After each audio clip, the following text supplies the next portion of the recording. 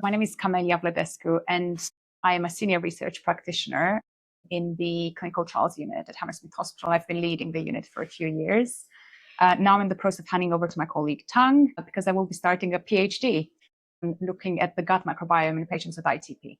Okay, and that's very interesting, the gut microbiome, because we provided some seed funding for your Thank you very much in the for that. early days. And, how has that gone? No, I just want to start by thanking you for providing that seed funding, because I wouldn't have been able to take the project off the ground without that.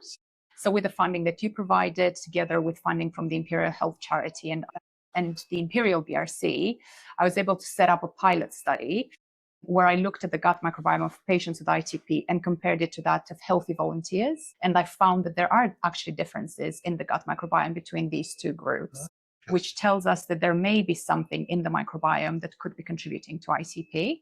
So with the results of that study, I then went on and applied for a big grant with the NIHR. So now I have funding for the next 3 years to expand the study and look into this further.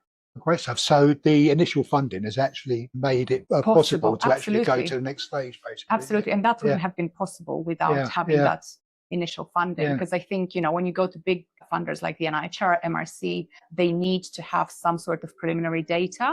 And you cannot get that preliminary data without having a smaller study. And you cannot do a smaller study without having some sort of funding. So I'm very grateful to the organization for providing that. Thank you. So the gut microbiome, how important is that? How important is the gut microbiome? That's the $1 million question. I know. The gut microbiome is probably the last discovered organ. So it actually plays a very, very important role in both health and disease. It plays a very important role in immunity. It plays an important role in how we break down medication, how we break down food, how we fight infection. And now there is a lot of research in a lot of other conditions, including other autoimmune conditions, where it's shown to actually play a very important role. So I think it's a very under-researched area. We don't know a lot about it. And even the way we analyze it is new. The way you do microbiome research is new. The techniques are new. The analysis methods are new. But there is a lot to be discovered there, I believe. Because I know there was various projects many, many years ago. Has the technology advanced now to a degree that we can actually find out more, identify more, etc., with gut microbiome? Absolutely. I think the technology has evolved, and it has made it more feasible to do it, because when the technology was first introduced, it was very expensive, so it wasn't feasible to even use it in studies. But now, because of the way it's evolved, we can utilize it, and I believe that this technology is actually going to get cheaper and cheaper over time.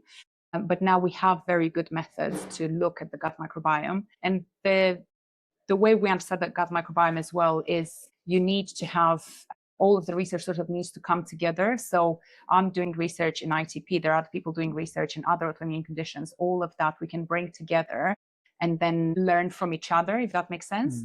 So just by more people doing gut microbiome research, we're all helping each other. So I think there's more people doing gut microbiome research, and the technology is cheaper and more available to us and better.